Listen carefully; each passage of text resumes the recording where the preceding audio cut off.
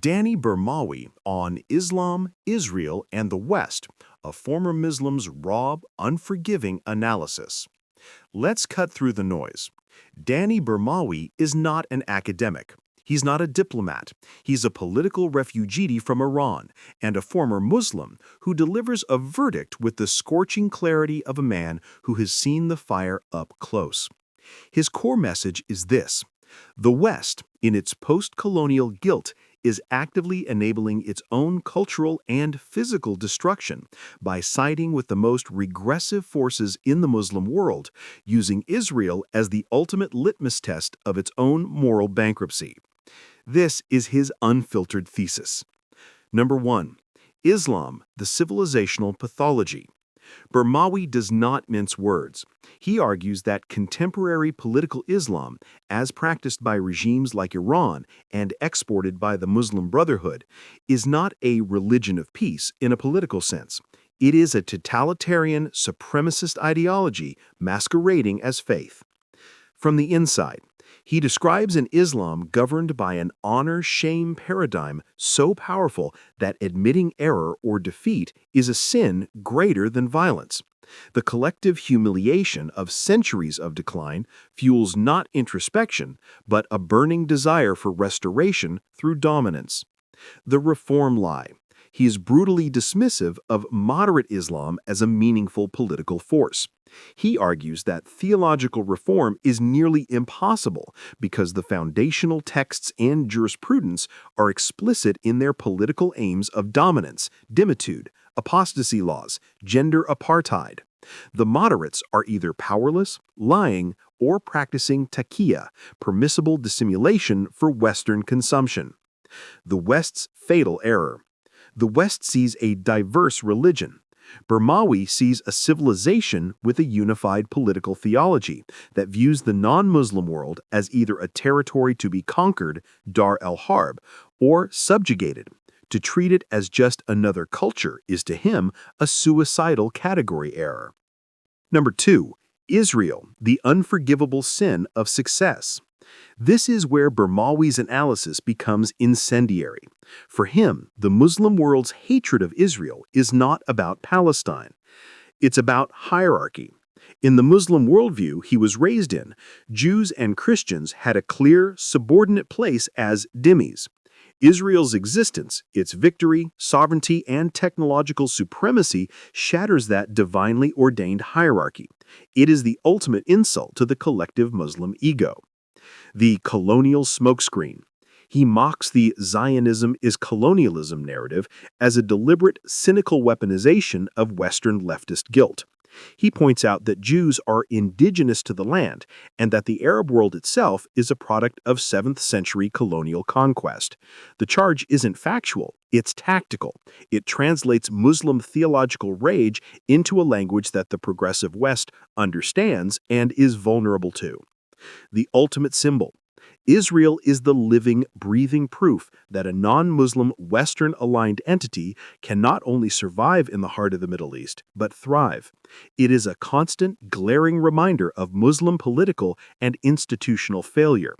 Eradicating it isn't a geopolitical goal, it's a psychological necessity for the Islamist restoration project. Number 3. The West, the suicidal, useful idiots.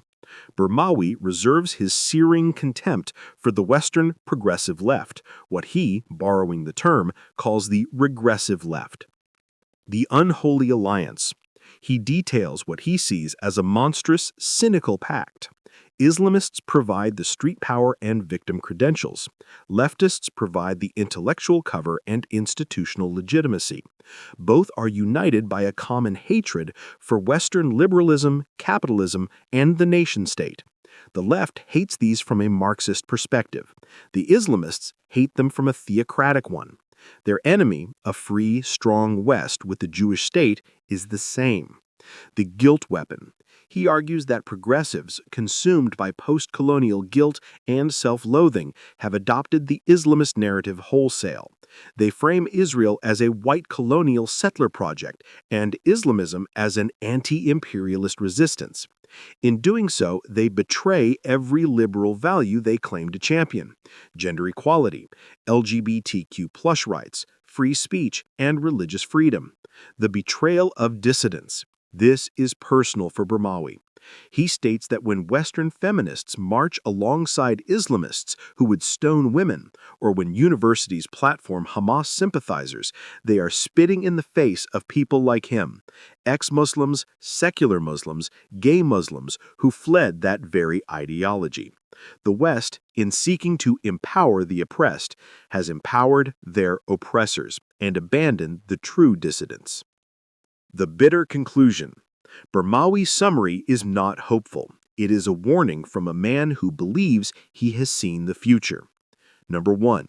The conflict is existential, not territorial. Compromise is impossible because one side's demand is the other side's annihilation. Number 2. The West is losing because it refuses to understand the nature of its enemy.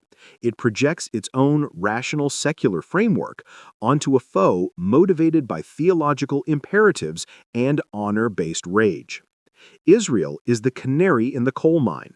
The obsessive focus on demonizing and dismantling Israel is the first phase in a broader campaign to dismantle Western confidence and sovereignty.